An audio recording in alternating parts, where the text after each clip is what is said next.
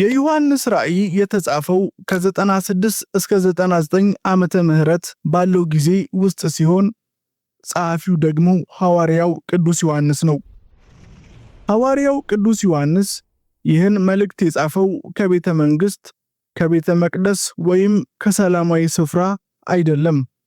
ነገር ግን ዮሐንስ ይህን ድንቅ ራእይ ያየው እና የጻፈው በኤጂያን ባህር ውስጥ ባለች ድንጋያማና በረሃማ በሆነች ፍጥሞ በምትባል ደሴት ላይ ሆኖ ነበር።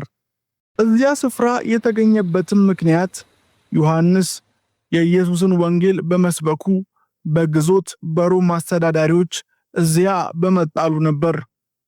እዚያ በብቸኝነትና በመከራ መካከል ሳለ ዮሐንስ በታሪክ ውስጥ እጅግ ኃይለኛና አስደናቂ ከሆኑት ራእዮች መካከል አንዱን አየ።